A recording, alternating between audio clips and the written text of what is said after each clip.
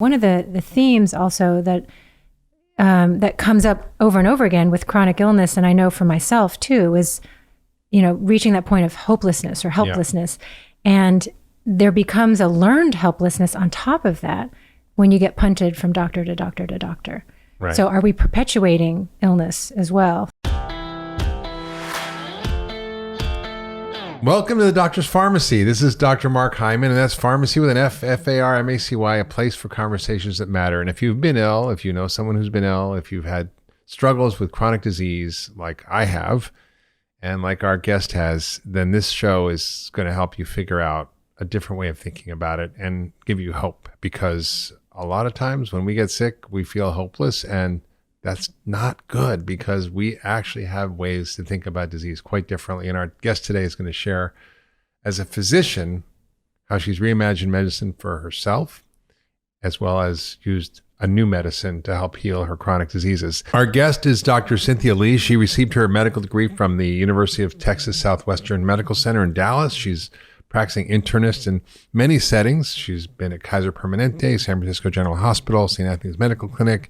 She's served the homeless. She's worked in very remote rural areas in China, helping with HIV patients. She's worked with Partners in Health and all kinds of amazing community-based ways of healing people. Her personal health challenges have really led her to a very different view of medicine that we learned in medical school, integrative and functional medicine. And she now has a private practice in Berkeley. She's on the faculty of the Healers Art program at the University of California, San Francisco School of Medicine. And she's written a remarkable new book called Brave New Medicine. It's her first book, but it's an important book, as you'll see why as we have this conversation. So welcome, Dr. Cynthia Li. Thank you so much for having me here.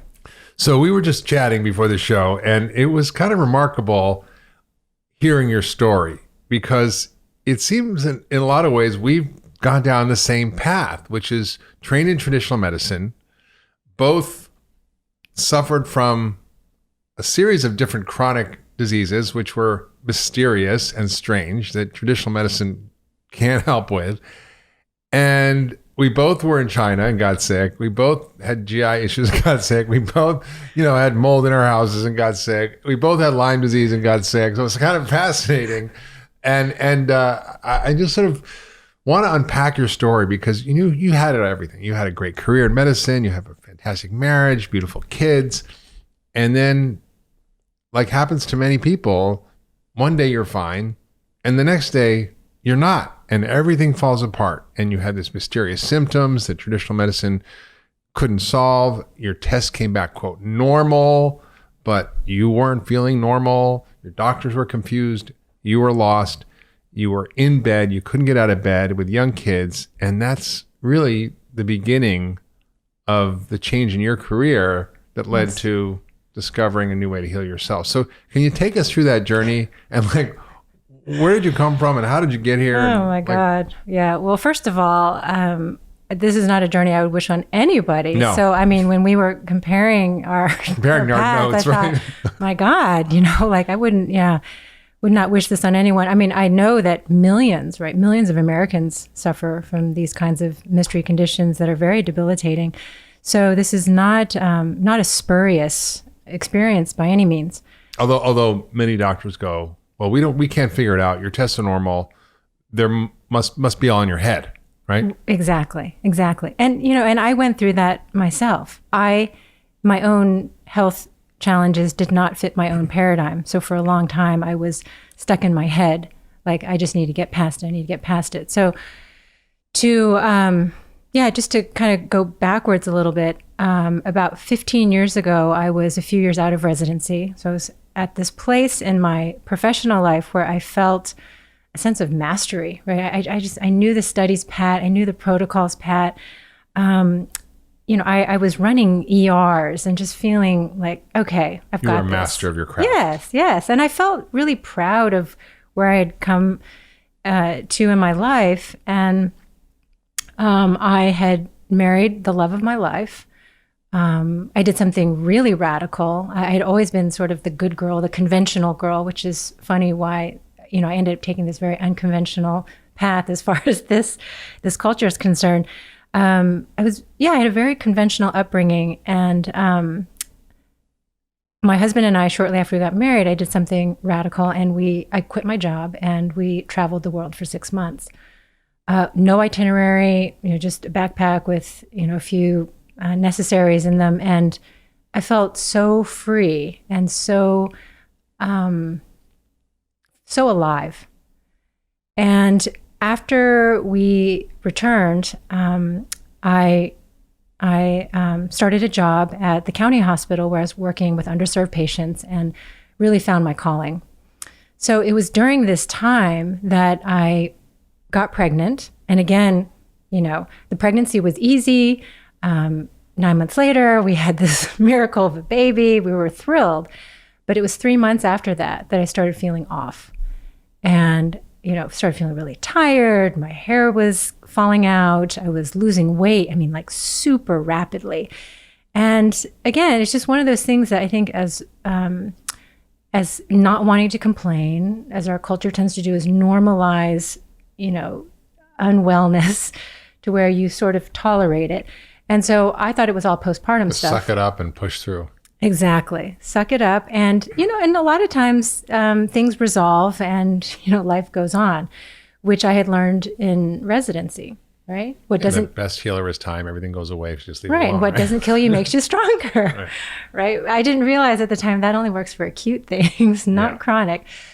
So I was very much in that mentality of invincibility, both because I was young and then the other reason because I was a doctor. There was this strange sense that because I understood chronic diseases, I was an internist after all, an expert in chronic diseases, that I was somehow immune to it. My patients were over there and I was over here. Yeah. Since you knew all the diseases, you couldn't get them. Exactly. And it took me a while to even recognize the signs. And I remember very clearly that I was, I'd been kind of slogging through my day-to-day life, with this new baby and an active husband and my job. And I was seeing a patient, and she was a single mom, had like 3 kids, was working 2 jobs. She was exhausted. And she came to me for fatigue. And I was looking at her, and I was just going through the checklist, all the review of systems. And I said, oh my God, you're a textbook case of hyperthyroidism. I'm going to run these tests. And it dawned on me that, oh my God, her palpitations, her insomnia, her fatigue, her weight loss, her hair loss. And I was like, oh my God, I am a textbook case too. So that was a really big eye opener for me. Yeah. You saw yourself in her. Yes. And also that I had a chronic disease, most likely, because thyroid diseases are usually chronic. So that was the beginning. And I had which by the way, low thyroid and thyroid problems in women affects 1 in 5 women, and half of them are undiagnosed. Yes. And many who are diagnosed aren't properly treated.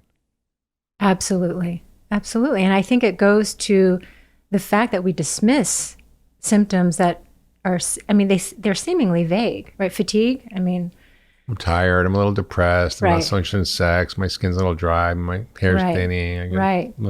Exactly. So constipated, whatever. It's like a normal. Absolutely. And so for me though, my initial presentation was hyperthyroid. And then I fell hypo. So I was kind of on this thyroid roller coaster. And what I had was Hashimoto's, an autoimmune thyroid condition. And when it happens in the postpartum period, most of those cases resolve in about a year. And so I followed actually that textbook trajectory. And about a year after I was diagnosed, I wasn't feeling well, but I saw my endocrinologist, who was a top-notch specialist. And he said, yeah, I think it's time for you to try tapering off your levothyroxine. And I did. And my numbers stayed normal.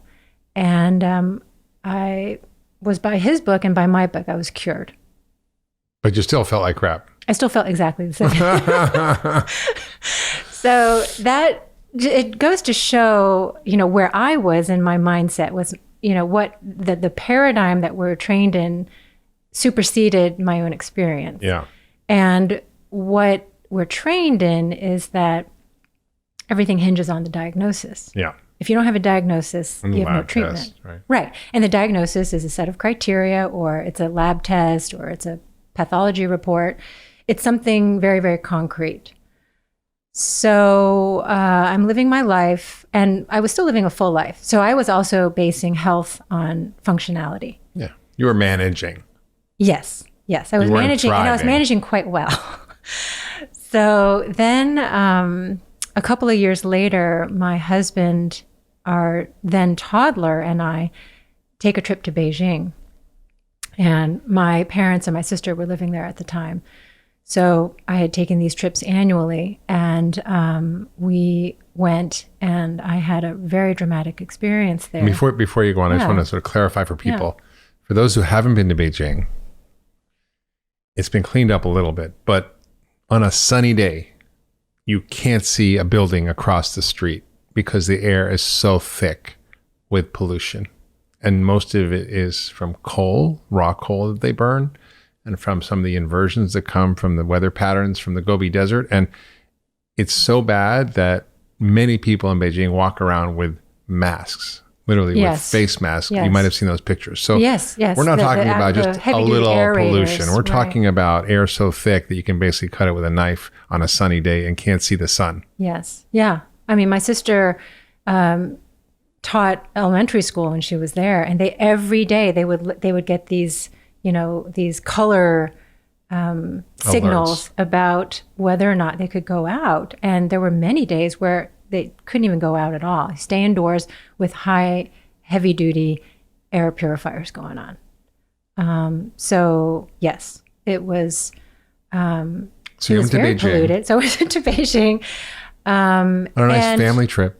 Nice family trip, and I will say we took a hike on the Wild Wall. So the unrestored. Yes, the beautiful sort of rustic wall, but crumbling wall of the Great Wall, and it was a really beautiful hike, and I stood at this lookout tower.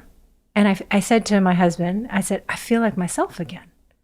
So I was feeling like, I'm coming back, right? My stamina was back. The aches and the pains and just that low-grade fatigue was gone. So I felt an ounce of real hope there. And then we went to a dumpling house to celebrate.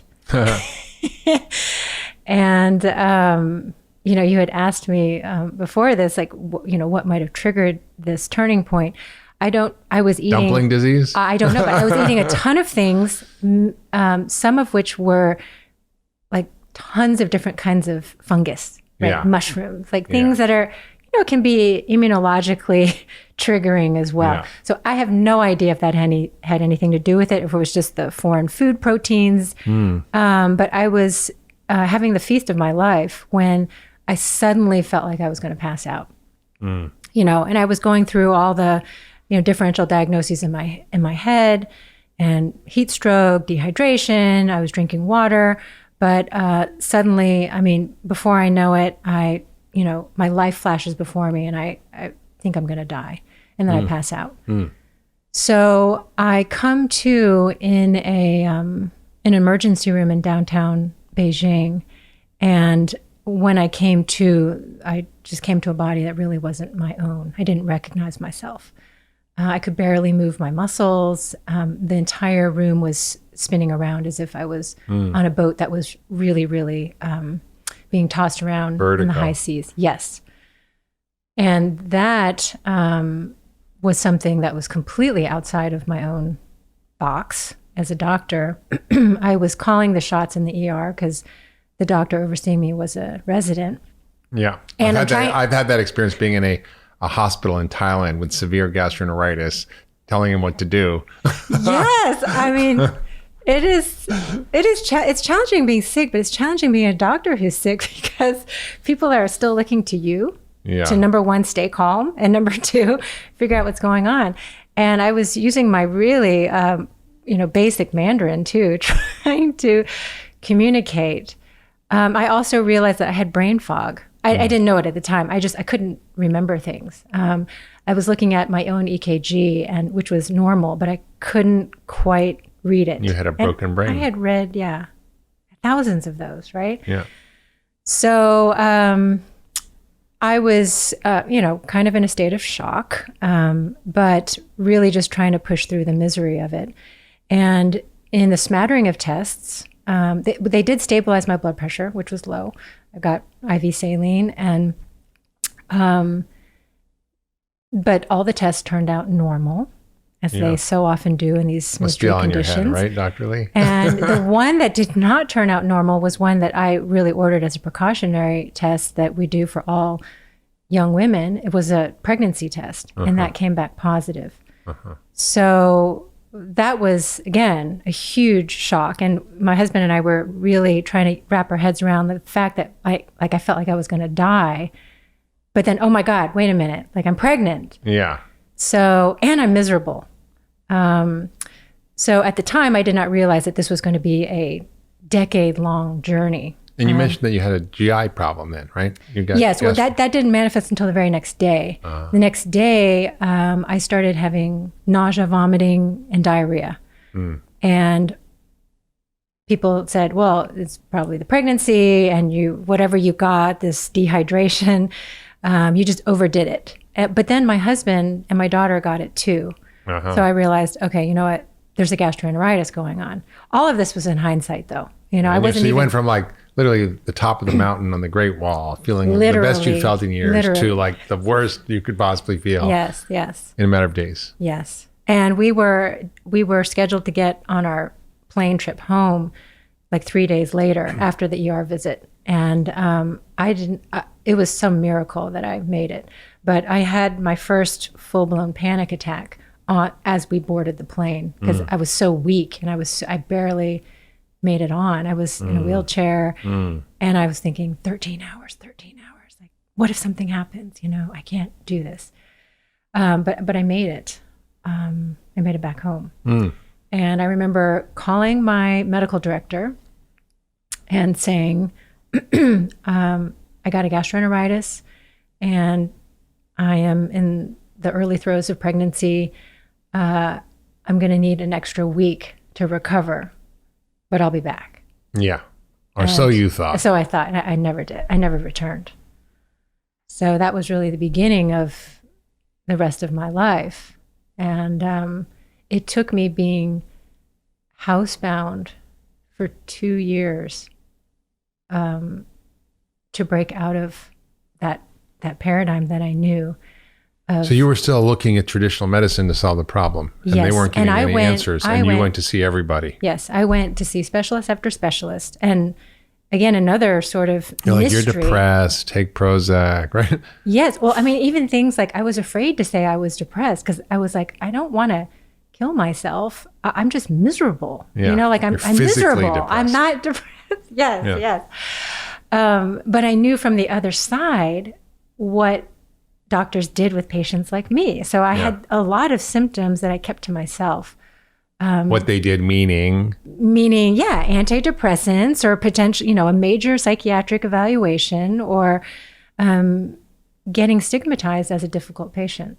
Yeah. We have a very, in the medical world, we have a very pejorative way of talking about these patients. We use a fancy medical word. We say it's supratentorial, which means it's in your brain, it's in your head, and it's very nasty and not true. And I think your experience is very important because I think most of us who suffer aren't doctors, and so we don't have that insight. But when you actually are a physician and you get that, I had someone say to me the other day, "Oh, I don't believe all this fatigue stuff. When I want energy, I just jump up and down and run up the stairs and I get energy." I'm like, "No, you don't get it. Like when you get your tank emptied and you don't know how to refill it, it's real. It's not in your head. It's not psychiatric.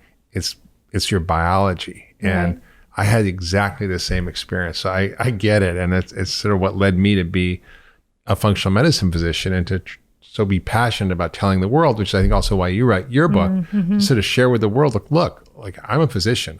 I know the science, but I hit a dead end when it comes to the paradigm that we were trained in, and I needed to find a different way. So tell us about how Can I ask you, were you as hard-headed as I was? I mean, did it take you... Oh, well, first of all, too, for me, I think partly it took so long was because I was pregnant. And all the specialists told me that this is a difficult pregnancy, and part of me wanted to believe it, or that a lot of it would resolve. And amazingly, I had this baby she's healthy, and she's the strongest one actually in the whole family. So there was that piece, but I'm just curious, did it take you as long as it took me to realize there was another path? Well, it was interesting. I mean, I literally went down hard. I mean, I was the same story. I lived in China. I was exposed to mercury. I came back from China, and I was up in a lake in Maine, and I got some kind of bug, some kind of stomach bug. And I never had anything like it. I thought it would get better, and it didn't. So the mercury was sort of like the sort of underlying problem. Yes. And then the straw that broke the camel's back was getting an acute stomach issue, which caused a leaky gut and this massive inflammation. And my whole system collapsed. I not only did I have the stomach issues and diarrhea and pain and bloating, I also had immune issues. My rashes all over, my tongue would swell up when I ate certain foods. I get rashes around my eyes. I'd have all sorts of abnormal blood tests, my low white count, positive ANA, which is like autoimmunity. I had elevated liver function tests. I had severe cognitive problems. I couldn't focus. I couldn't remember anything. I couldn't really barely work. I had trouble sleeping. I mean, just my whole system was down, and it was called chronic fatigue syndrome, which, for a long time we thought was psychological. And now there's real good data that there are a lot of biological markers of what's going on in chronic fatigue syndrome. That's not just some fabricated thing. We call it a syndrome in medicine when we don't actually understand it. Right. It's like, oh, you have irritable bowel syndrome. What does that mean? It means your stomach hurts and you have diarrhea or constipation or bloating. It's like, that doesn't mean anything. So for me, it took me a while because this was 25 years ago and there wasn't like a big functional medicine movement. But thank God I was working at a place called Canyon Ranch where there was a nutritionist, Kathy Swift, who introduced me to this guy, Jeff Bland, who's the father of functional medicine. And I heard him speak and it was like the light went on. I'm like, oh, okay, there's a different way of thinking. I said, well, if he's either crazy or he's a genius, and I better figure out which one. So I started to learn and read about it, experiment on myself. So I was working part-time, experiment with my patients. They would get better. I wouldn't get better. I couldn't figure it out. I mean, it took me years and years and years. If I know what I knew now, then I would have gotten better a lot faster, but I didn't have all the information. I didn't have all the tools. I didn't know, but I did find a huge level of mercury and all sorts of other issues. So I think, for me, I was, I don't even not stubborn, but I knew like you going to specialist after specialist, that this wasn't in my head. Like I knew I wasn't depressed, like you said, although I felt depressed, I felt fatigued, I felt, unable to cope or manage, but I knew it wasn't in my head. Yes, it was affecting my brain, but it wasn't emotional or psychological. I think you were, a step ahead of me. So I ended up referring myself to a psychiatrist because... Well, I went there too. By that point, I wanted a diagnosis, right? I wanted something I could hang my hat on. And I hear this a lot from my patients too. It's giving a name to something somehow makes it more real. And I had a moment in the bathroom. I remember I was coming out of the shower and I was feeling, my heart rate racing and my blood pressure dropping, feeling like I was going to faint. And I was going through all my symptoms, and I basically diagnosed myself in the bathroom with chronic fatigue syndrome and dysautonomia, the total dysfunction of the autonomic nervous system, right, which is the branch that controls largely unconscious vital body functions like heart rate, blood pressure, digestion, it's like, I really say, well, it's like air traffic control. Well, but worse, but more serious, because as soon as it's gone, you realize what it was sort of keeping together, managing all these moving parts. So nothing really felt like it was working within myself. And, like you said, though, I mean, these are syndromes, and which kind of mean nothing. So I didn't want that. I wanted something to say it's treatable. I always say the name of your disease isn't the cause of your disease. Right. Exactly. Dysautonomia just means nervous system isn't working. Right. Chronic fatigue syndrome just means you're tired all the time. Right, exactly. It doesn't tell you why. So, so I did. I went to a psychiatrist. I think, where a lot of patients like us end up one day. And she said, something that made me almost laugh. She said, you're not depressed. You're not anxious. I think it's your hormones. I think it's your immune system. I mean, she was really actually going into the systems. But at the time, Amazing. I was like, well, but my endocrinologist, said it's not my thyroid. And, and immunologist, like, why would I go to an immunologist, Right. And so I kind of exited. And had I known about functional medicine or even integrative medicine at the time, it would have been a much smoother path. But because I had to rebuild the paradigm from the bottom up in order to even get there, it took me many more years. Yeah. So how did you come out of it? So the first thing I did was I went back to basics. And so I did, I did not suddenly just start seeing an acupuncturist or start, trying energy medicine or anything that's really alternative. I was like, okay, no, I'm a doctor. You didn't start off with crystals? No, I didn't. I didn't. And oh God, meditation was like pulling teeth. So no, I went back to basics, and I took out my Pathology 101 textbook. Yeah. Right? Pathologic basis of disease. Robbins right? and Cotran. Exactly. We all take it first, second year medical school. Right. And Kumar was my pathology teacher. Oh, wow. So I took it out. I still had it. It was highlighted, dog-eared. I mean, it actually was good for me. Like, if I know neuroplasticity, right, it kind of brought me back to this time where I had more of a sense of agency over my life. So in that sense, it was also healing. I didn't recognize it at the time. But I started reading about how chronic disease develops, and, about cellular repair and cellular injury. And I was like, wait a minute. And they actually talk about, this was published, I don't even know which edition, but 20 years ago. Yeah.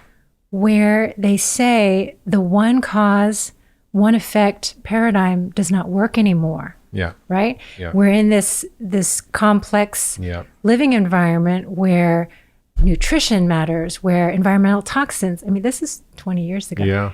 And they probably wrote that several years before that it was published, right? So I started reading that and I thought, well, wait a minute. And then that diseases are not defined by a set of criteria. Yeah. They're this continuum, this process. Right. And that So I remember going back and reading chapter 1, and it said any pathologic change is always preceded by a biochemical change. Yes. Which means that anything you see like on a microscope, there's got to be a lot of years of stuff going wrong with your biochemistry and physiology before that happens. Yes, and years. We don't know how to look at that in Western medicine. We just wait till you have something wrong, and then we go, oh yeah, now I know what it is. Right. Because in the way that we've been trained, inflammation, which is what I had, right, widespread inflammation in my nerves, inflammation in my gut, inflammation in your brain, in my thyroid, exactly. Your muscles. It doesn't qualify as a treatable disease. Inflammation, no. Right. No, that's what I was joking. Say functional medicine doctors are inflammologists. Yes, I love that. I remember that from the first functional medicine conference I went to. Yeah, where I gave a talk on that, right? Right. So, so that was a really big aha moment for me. Was wait a minute, okay, I understand this sudden disturbance, what I call it in Beijing, but then I had the thyroiditis before that, which was sort of the preceding trigger. Yep. And then before that, okay, wait a minute. You know what? When I was in residency, post-call, 36-hour shifts, my muscles would feel like really crampy. Fibromyalgia. Like I felt like I'd run a marathon. And I was dizzy. And I just assumed, well, of course, everyone feels this way because they're exhausted. Not sleeping, right? Right. And so I started going backwards and realizing, okay, this has been going on for a long time. And for some people, that can be really, sort of disheartening. But for me, at where I was, it was a little ounce of hope because it meant that I could sort of stepwise, piecemeal, address inflammation in a way that I could tolerate. What I was really afraid of, because I was so brittle, was having any kind of setback that would push me down further. And so if I could do it in a way that was more controlled and gentle, then it felt like something I could move forward with. So what did you do? And or the things that helped you recover? So, well, one of the things was, was Because by the identifying. way, chronic fatigue syndrome is not something most people recover from, right? Right. Fibromyalgia is not something people recover from. Absolutely. Unless you see a functional medicine doctor. Right. Or have some one of those, spontaneous remissions, which is 1 in a million, probably. Yeah. Right. So what I ended up doing also was distancing myself from the diagnosis and the prognosis because it was more despairing. Yeah, you can't. My focus marriage on was the held name. together by a single thread. I had 2 young kids. I had everything to lose. So I was like, if I don't get my act together and start trying differently, then I'm going to lose whatever, what little I have left. So I was really motivated. And, the first thing I did was really, I started reading about, I knew I had to get sleep. If I can't get sleep, I'm going to not have enough energy. So really understanding the circadian clock.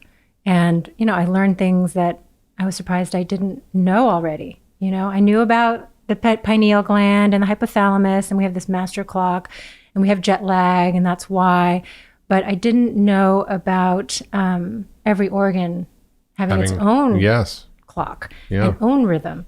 And there's even a whole field of chronobiology where different kinds of chemo is better given at different times of the day to work better. I know. This isn't conventional medicine. Right. And it makes like complete rational sense, right? So I started, first of all, being more regimented about just, okay, I'm going to wake up, and get up out of bed, even if I feel kind of miserable, but my body needs to know that it's awake and that it's alive. So really basic, fundamental steps. And I learned that when we deviate, particularly when you're brittle like that, of course, when we're more resilient, like now I have much more flexibility. But when I was brittle, when you stray away so often from a routine, it causes stress on the body. So I was like, oh, okay, this is maybe an easier way where I can reduce stress on my body. Yeah, rhythm. Yeah. We all live dysrhythmic my dog, lives. I feed my dog at the same times every day. Right. Why don't I do that for myself? Yeah. And he gets walks now at the same time. Why don't I do that for myself? So I started syncing myself also with my kids, right? Like, okay, I'm going to take care of my kids. I can take care of myself at the same time. So I think that also as in that caretaker mentality, as a mother or a partner or a doctor, is we tend to put ourselves last. And so it was kind of time to put myself first, as my first patient. That's good. And so you did the rhythm. And what else? Change your diet. And then, a lot of it was just asking new questions. The diet piece, I thought I was eating, quote, healthy. Which was largely vegetarian. I was cooking meals, but also doing a lot of prepackaged meals, but not a lot of processed stuff. And it wasn't until I saw an acupuncturist. So the acupuncturist that I saw, Robert Levine, who's in Berkeley, California, he was brilliant, really brilliant. And he's still practicing, and he's a good, dear friend of mine, a mentor of mine. I learned a ton from him about understanding the body in terms of systems. So when my thyroid was out of whack, it wasn't just my thyroid. It was my whole hormone system, which is tied then to the digestive system, which is tied to the immune system. Like it suddenly started making bones sense. Connected to the thigh bone, right? Yeah, exactly. Like that old song. And the body is connected to the brain. Which is actually amazing in medicine that our entire training teaches us the opposite, that there's all these organ systems, right? We take the GI system and the liver and the lungs and the brain and the heart and the hormone, and you go to specialists for every different part of you, and nobody connects the dots. Right. And traditional Chinese medicine is actually a system of thinking of the body as a system, and that's what functional medicine is. It's a systems thinking approach. Yes, absolutely. And so, and we can extrapolate that to any size system, right? We look at our communities and our world, right? And, one of the things I feel like that drives almost everything, if not everything, that we do as individuals and that we do as societies is, how do I get more energy? Yeah. Right? My Qigong teacher was talking about that. Yeah. How do we get more energy? Whether it's through, And Qi means energy. yeah, whether it's through solar energy, fossil fuels, whether it's, it's food, nature, movement. So, I began to shift my thinking in relationship to health and disease in a much more living, sort of embodied way. So but the diet thing, he was the first one. He was like, you're so deficient right now. Like, I think you need more meat, you know, and you need more of these heavier foods. Like, you're doing lots of salads and which are great, but not for you right now. So I hadn't even thought about a personalized diet. Yeah. And I was like, more meats? What are you talking about? Right. And this is before paleo days and all that. And meat was the enemy. I began researching ancestral diets and, the work of dentist Weston A. Price. And Melvin Connor's right. work, yeah. And it suddenly made sense. Like, oh yeah, like, okay, I'm going to eat like my ancestors ate. I'm going to prepare food the way my ancestors prepared so I can maximize nutrient density. Nutrient density equals more energy. Yeah. And then the gluten issue came up. I was really skeptical of it. It's one of the biggest drivers of thyroid disease, Hashimoto's. Yes. And the celiac experts know that, but the endocrinologists don't. Right. So there's no crosstalk there either. Yeah. And this is in conventional medicine, right? Yeah. So, and I do remember asking my endocrinologist, like, what can I do? What can I do? And he said, nothing, it's genetic. Oh gosh, no, it's not. Right. It's a genetic predisposition, but not predetermination. Yeah. And but the gluten thing didn't actually arise. I think I was partly in denial about it. There were lots of rabbit holes that I knew about, and I just didn't want to go down. As long as I was steadily getting better, it was my older daughter she was 5 at the time. I was taking her to her first dentist visit, and I felt like, as a family, we ate pretty well. She didn't do a lot of sweets. But she had not just one cavity at her visit. She had 6 cavities. Wow. Yeah. And I was floored. So, and the dentist kept saying, well, don't feel guilty. And I was like, wait a minute. Like, I wasn't feeling guilty until you just said that. But it made me investigate, like, something else is going on. Like, I know how we eat. I know how she brushes. And I know cavities happen, but like 6, it didn't compute.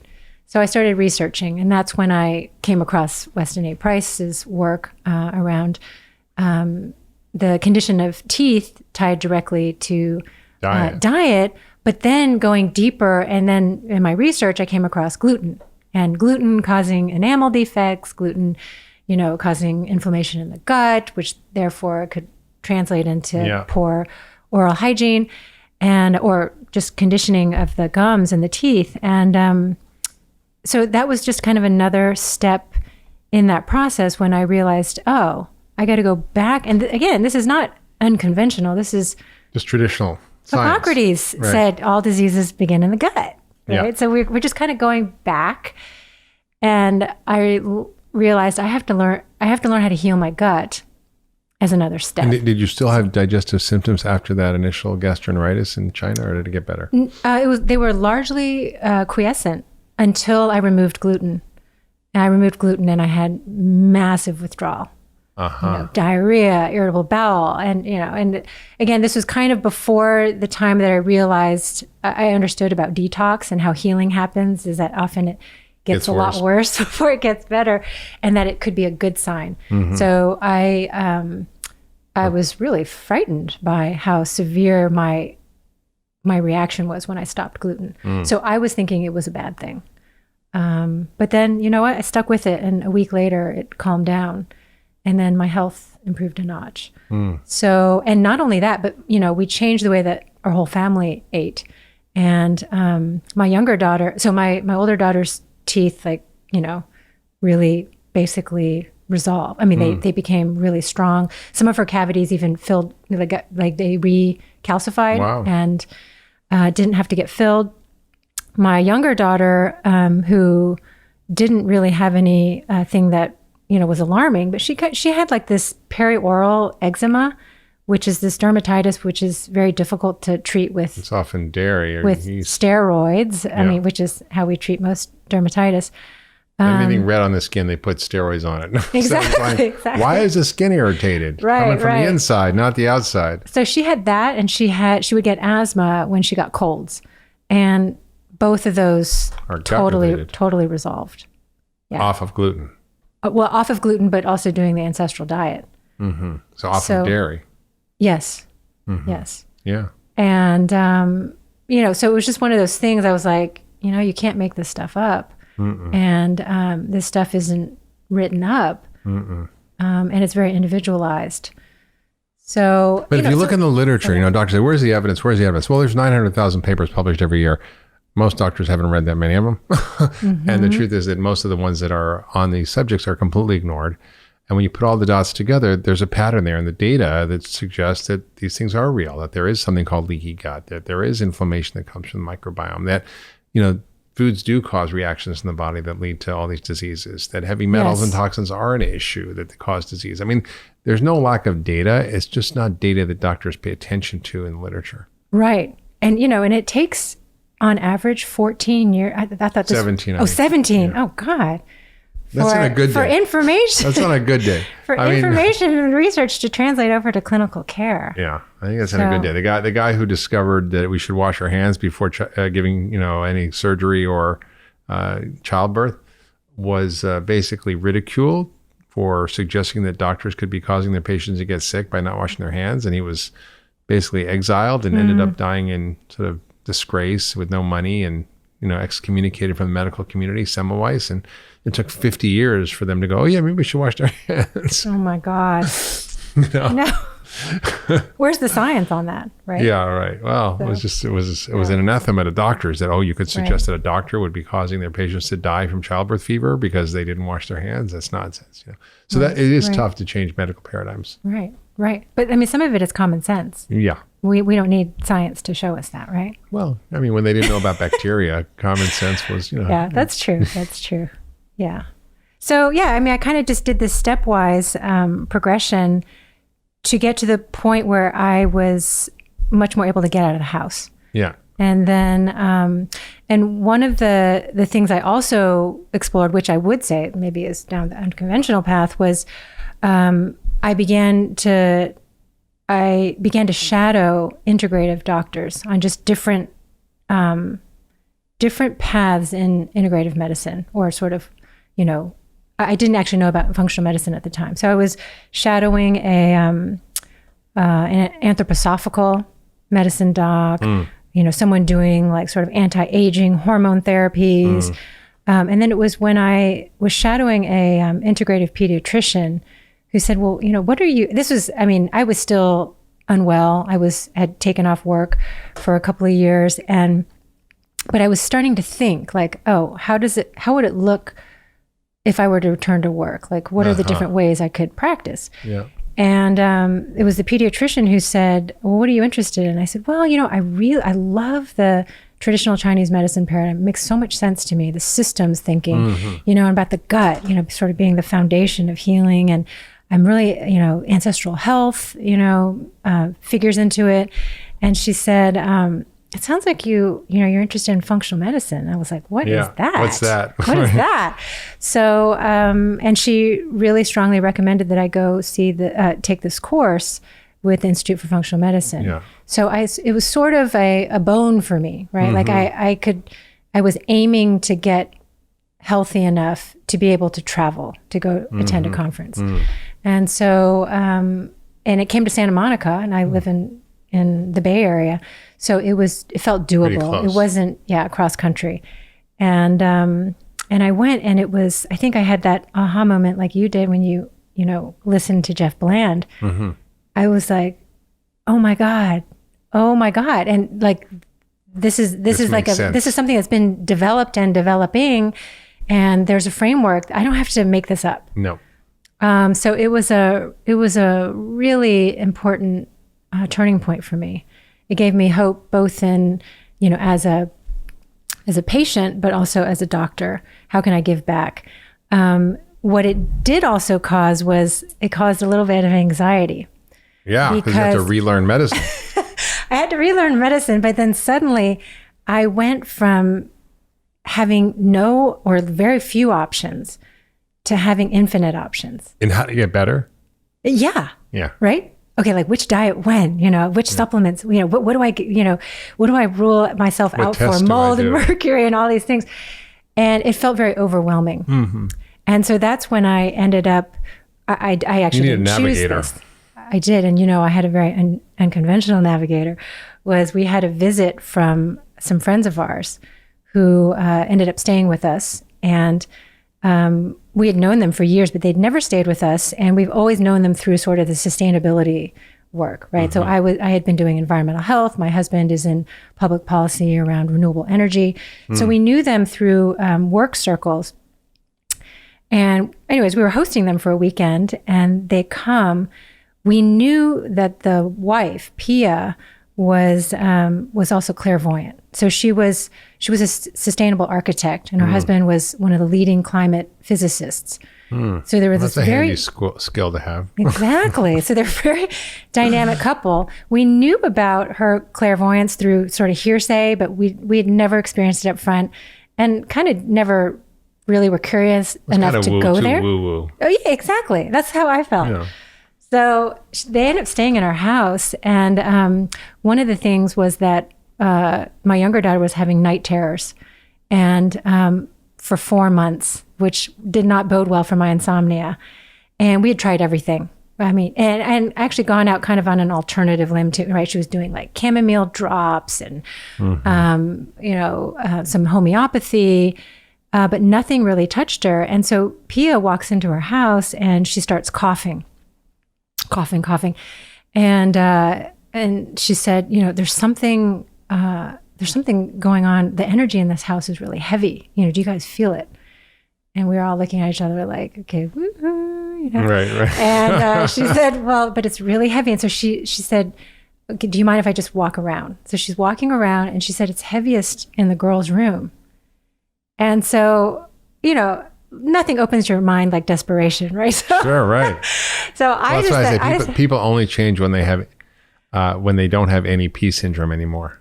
Any P syndrome is not enough pain. Yes. When people have enough pain, they're going to do whatever. Right. And you hit that dead end, right? So I said, you know what? Maybe it's heavy because Sonia, my daughter's been crying every single night, right? And she said, well, wait a minute. She said, no, it's the other way around. Sonia's crying because she feels the heaviness too. And I'm like, okay, whatever. So she goes off to Whole Foods, of all places, gets a sage wand, right, with a smudge stick, which I had never heard of before. Yeah. It's a Native American way of clearing energy from a room. Exactly. So she just goes around and she said, well, it's really important that you come with me. You're the lady of the house and your intention really matters. And I'm like, but my intention is I don't actually believe what you're doing. She said, no, just say whatever doesn't belong here needs to leave. And the thing that really convinced me to do it with her was, well, first of all, it was low risk. I mean, there was, right, I'm always looking for high potential gain, low risk. Little sage around the room. Exactly. Never hurt anyone. But bad stuff, get out. She said that she had a vision.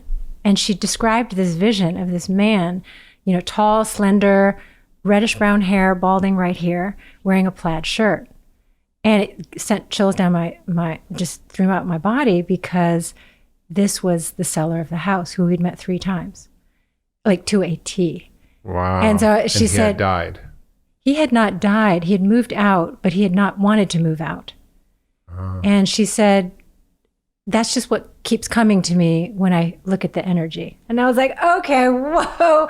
Weird, but okay. Like that's really spot on. Yeah. So we just walked around and, and I was kind of just being very sympathetic too. I sympathized with the seller, right? That he had to leave his home. Yeah.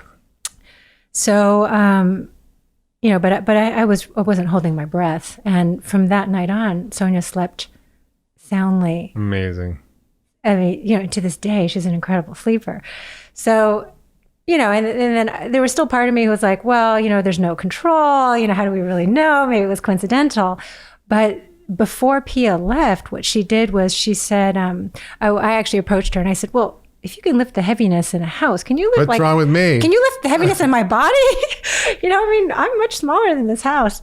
And she said, oh, it doesn't work quite like that. And she said, but I can do one thing. I can teach you how to develop intuition, which I had never heard of. I did not know that intuition was something like music or art, like you can develop Practice it. Yeah, you can practice it. And she was very pragmatic about it. And she said, no, this doesn't mean you're going to be clairvoyant, right? But it just means that you can learn to open this other side of your brain that has probably been closed off for a long time because of your training and your upbringing. So so she taught me how to do that. She taught me what I needed to do to begin to practice to open up to that. And a lot of it was so basic. A lot of it was just silencing my analytical mind and being in my body. And that second part was the hard. Well, actually, they were both really hard. Yeah. Silence the analytical mind, being in my body, because my body was so uncomfortable. Yeah. And so she said, you can only heal something that you are connected to. You can't heal something you're detached from. So that was healing on multiple levels, both that I had to inhabit my body, which was probably one of the biggest steps in terms of healing, not being afraid of it, but going into it. And then also learning how to read sensations as messages and not just symptoms that were making me miserable. I always say the smartest doctor in the room is your own body if you listen to it. Absolutely. So the intuition piece came in incredibly handy when I was introduced to functional medicine. I wasn't really practicing it because I was doing steadily better. And then were you trying some of it on yourself? I was trying some of it on myself, but like it was I mean, how it is when you're like, it's like, someone wants you to play a piano piece, you can't even read the notes yet, and it's laborious. So I wasn't motivated. But then I go to the intro to functional medicine conference and saw all these tools, but then felt overwhelmed. And then I was motivated to practice intuition. And I really learned to use intuition to guide me. Like, how do I choose what to do next? Is this the right diet for me? Is gluten really, is it something that I can return to, or is it something that I really need to stay off of strictly? So it made that navigation much easier for me. And it's something that I encourage my patients to, to develop if they're interested. It's simple. It just takes a lot of repetition and quiet listening. So you found, one of the causes was gluten, right? And toxins you got from China that you worked on getting rid of. Right. Was there anything else? So I did a lot of detoxes. I learned how to balance my hormones. I think my hormones were really out of whack after that incident. What does that mean? Well, my estrogen and progesterone levels were really low. So for a while, I actually took bioidentical hormones to just support my system so I could get strong enough just to help balance out the immune system. And then as my whole system got stronger, I was able to really wean off of those. And just last year, even like 14 years later, I actually completely tapered off my thyroid medicine as well. Wow. So I didn't know that was possible. Yeah. Amazing what happens when you learn how to take care of your body. Amazing. Yeah. Yeah. Really so functional medicine is an incredible roadmap. It's really about thinking differently about disease. And it's what you said, it's about understanding the body as a system where everything's connected, where there are root causes of things that we can get to, where there's things your body needs like rhythm or the right food to help it restore balance. And when you do that for yourself, it works. And often, it's not something you even have to do in a doctor's office. A lot of things that actually work to create balance are things that everybody can do, whether it's eating well, moving, right, sleeping, absolutely, meditating, connecting, being in a social support system. And then sometimes you do need help to get rid of some of the drivers, things like heavy metals or infections like Lyme, which you said you had, or mold, which I had and almost died from a couple of years ago. allergens. Those are the things that actually, you might need a little help with. But if you're suffering out there, if you're listening and you're wondering, what's the road? How do I get better? I've been told that this is just something I have to live with, that I have to manage, that I take medications for. I encourage you to just have hope, because if you are suffering, there is a road for most people to recover. And functional medicine is the GPS system to figure out how to navigate that road. Yes. And it really is a powerful model. It's not the answer to everything, but it is a far better mousetrap than we were trained with in conventional medicine. And it's what I've done for the last 25 years. It clearly is what helped you recover. It helped me recover. And I wouldn't be able to do what I'm doing if I didn't actually understand the body in that way. And every day, I remember first practicing functional medicine. I wasn't like for you, but I was like, I would tell people to do this stuff that was sort of outside the box of what I learned in medical school. And they'd have severe migraines, 25 times a month, or they'd be having severe irritable bowel, or they'd have, an autoimmune disease. And I would tell them to do, change your diet, do this, do that. And they'd call me back 6 weeks later or whatever. And they're like, I'm better. And I'm like, you are? Really? I say the same. I'm like, what? That worked? Okay, fine. It was like, I really took me years and years to expect that people would get better, because I was like, well, I don't know what I'm doing. I'm just going to try this stuff. And it seems to make sense, and it's not going to hurt them. Right. And people just recovered, and it just was amazing to me. Yes. I mean, I had a woman the other day who came in with vestibular migraines, which is a terrible kind of migraine where your head is spinning, you're in vertigo. It's like you were saying you experienced. Yeah. She had severe migraines 25 times a month. She had severe other symptoms. So she was seeing the neurologist for that, but they weren't worrying about her gut. And she was having severe bloating, fluid retention, digestive issues. She had anxiety. I mean, she couldn't even come in my office without the door being open. Wow. And she was a really smart young woman who wanted to go to be a nurse practitioner, or she was a nurse, and it wasn't in her head. And she was on all these antidepressants and psychiatric medications and anti-anxiety medications and vertigo medications and migraine medications. You know the drill. And I'm like, well. And then medications to counter those side effects of those medications. Right. And so, I just followed the basic map of how do you help people restore health and function. And for her, I was like, well, she's got a lot of inflammation going on. I could see her. She was swollen. She had fluid retention. She had gained a bunch of weight. And, I wasn't treating her migraine. I was helping restore her gut function. Yes. And I was helping her, eat a diet that was anti-inflammatory. And I was helping her with certain nutrients she was low in. And, I never really had a patient like this before, that was that severe, that had vestibular migraines. And in functional medicine, it doesn't matter if you've never seen the disease before, because if you follow the principles of removing the stuff that's causing a problem and adding in the stuff that creates health, the body knows what to do. It's super smart. It's right. The body figures it out. Yeah. Right. We don't have to. No. And so I just, fixed her gut. She had really bad, I gave her stuff to clear out, SIBO. She had bacterial overgrowth. She had like fungal overgrowth in her gut. So I cleared all that out. I restored her gut with a gut health shake, which contained, polyphenols from cranberry and pomegranate and green tea, and gave her probiotics and prebiotics and, just fiber and things to help her gut. A few basic nutrients, got her, on an anti-inflammatory, gluten, dairy-free diet. She came back 6 weeks later. I didn't recognize her. I mean, wow. All the fluid went out of her body. She was bright and alert. She was funny and had not had a migraine and was, symptom free. Her gut was completely better, and she was off the medication.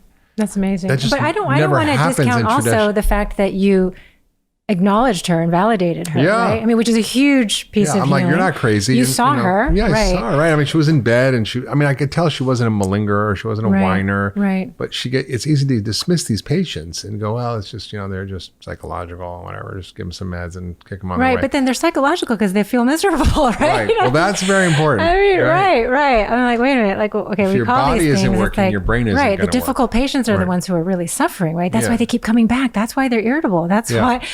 And your doctors called you a difficult patient. Yeah, I mean, I called myself a difficult patient. And, you want to be a difficult patient, but it's the difficult relationships that force us to grow. I mean, we have to start asking the question, like, wait a minute. And I would say it's like any other relationship, right? Even if one person is the one who's sort of being dismissed and is kind of miserable, I mean, both people in the relationship know something's not working. Yeah, that's right. So even before I got sick, I knew that the tools that I had in my doctor's bag were really limited. I already knew that, but that's kind of the best I could do. Yeah, but you didn't know what else was out there. Right. And I think, exactly. I mean, you and I both had the experience of being knocked to our knees in order to figure out a different way. I don't wish that on all our medical colleagues. No. But I do wish they would understand that the paradigm that we learned is only part of the story. Yes. And that, everything I learned in medical school is useful and I use it and I rely on it. But there's another meta layer of understanding how the body is organized, because those are just the piece parts. Like, what does the puzzle look like when you put it together? Mm-hmm. That's what functional medicine is. And it's such a powerful model. It's what we do at the Ultra Wellness Center in Lenox. I have 3 other doctors, 2 PAs, 5 nutritionists, and we work with people from all over the world. We've probably over 70 years of clinical experience together. And it's just amazing the kinds of things that people can recover from. And now you're doing that in your own practice. You've written this great book, Brave New Medicine, which is a really fabulous story about how you as a physician understood that there's a different way to heal your illnesses and your autoimmune disease and all this weird nonsense that we don't know how to deal with in medicine. Right. And sort of just what does it look like, the lived experience? To your point, though, I mean, I write at the end of my book about this famous essay called Arrogance back in, I think it was 1980, in the New England Journal of Medicine editor at that time, or he had been retired, Ingelfinger. He was dying from cancer and had written this very provocative essay where, he was talking about arrogance at the time, and I would say arrogance is probably not the vice of today. I think it's more just not seeing, right? Not seeing or denial. It's a little bit of hubris, a little bit of denial. Right. And he had posed the question, what would medicine look like if one of the prerequisites for all doctors entering medical school was that they had a serious illness? Yeah. Like, what would it look like, right? Yeah. And so, would there be more empathy? Would there be more belief? I mean, like this one of the central questions in my life has always been around belief. Yeah. Right? Like, what is true and what is not true? How do we make ourselves believe things if we don't? Yeah. And like, how do we start with that? Like, as a doctor, like just believing all patients. And that's really important because, as physicians, we were subliminally trained to have a dismissive attitude to many categories of patients. If you had irritable bowel, well, that was in your head. Or if you had chronic fatigue or fibromyalgia, or if you had, even more serious illnesses like Crohn's or colitis, well, that was psychological. Yeah, it manifested physically, but these were trouble patients. Right. I mean, which is so ironic and unfortunate. I mean, for everyone. I mean, like, I know for myself and many of my colleagues and friends that I know went into medicine to alleviate suffering. Mm-hmm. Yeah. And, how much of it are we perpetuating? And, one of the themes also that comes up over and over again with chronic illness, and I know for myself too, is, reaching that point of hopelessness or helplessness. Yeah. And there becomes a learned helplessness on top of that when you get punted from doctor to doctor to doctor. Right. So are we perpetuating illness as well through this system? And, would I want doctors to go through this? I mean, hell no. Mm-mm. But, so I sort of turn that question on its head. Like, what would medicine look like if doctors, nurses, healthcare practitioners had an immersion in wellness? Yeah. Like, what if doctors, right, were taught to sleep well? What if doctors were fed well in their training? What if doctors, I'm serious. God, it's like, so terrible. What would it look like? What would medicine look like if we could experience? Sleep and lunch are considered weaknesses in residency training. I know that. And, but would we have that experience then to be able to translate to our patients, right? I mean, we're ultimately teachers. Well, that's what functional medicine is. It's a science of creating health. Yes. And when you do that, disease goes away as a side effect. Yes. And you're right. I think, if you look at most healing traditions, a lot of shamans or healers went through some crisis, some health crisis, Yes. some trauma, something. Some initiatory illness. that was Yes. that was sort of help, sort of select them to be healers. We don't do that anymore. We just have the hazing of medical school. But that makes us all kind of unwell in a way, and we sort of then normalize that. Absolutely. Yeah, Yeah. And then we sort of pass it on, right? It's a kind of trauma. it is. It's a kind of trauma, and then we pass it on to our patients inadvertently. So how do we break that cycle? And, I would say one thing, though, just to bring up related to that in terms of my healing was it was hard for me. I mean, even when I found functional medicine, I just had such little energy that it was easy still for me to have I called it hope fatigue, right? To try another thing, to try again. And what I ended up discovering that was easier was to release. So instead of sort of going, trying to think positively, trying to be optimistic, which were things that, You kind of have to surrender to it. absolutely. I mean, because those qualities feel like sunlight to someone who's suffering from a migraine, right? Like, I know I need that sunlight, but it is killing me right now. Yeah. My husband was this sort of embodiment of resilience and confidence and optimism. I couldn't stand to be around him. It was stressful from where I was. And so what I ended up stumbling across was, oh my God, like I'm carrying around a lot of grief. Okay, yes, I've got, my lost identities and time lost and all this suffering, but like, all this stuff came out, right? I went to a grief ritual. I didn't know these things existed, but back generations ago in cultures, those like soul detoxes. Yeah. Right? Like, how do we do that? That's right. Like, It's not a body. I love that soul detox. How much That are is we so good. carrying Yeah. that is subconsciously programmed into the way our DNA folds, into the way our neurons are wired. And so, and grief is non-discriminate. So like, I thought I was going for my health, just the loss of the function of my body. Yeah.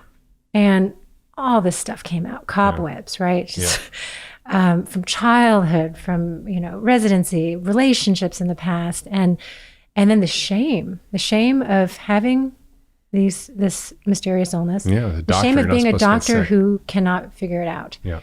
And that was really, really healing. So then as you say, like as a side effect, what ends up filling up that space is health. Yeah. Right? It is, I suddenly become more optimistic. I have more hope because there's space for it. Yeah. It's not something that I have to will myself in order Yeah. to get, because I couldn't do that. That's amazing. Yeah. And so you've taken all you've learned. You've been through, so many different cycles of struggle, and you've recovered and come back on top, and you've written this book. And what's beautiful is, it's really your story, but it's an inspiring story, and it's sort of a window into both sort of how in traditional medicine we kind of miss the boat a lot of times, and how you can on your own become empowered to sort of find a brave new medicine.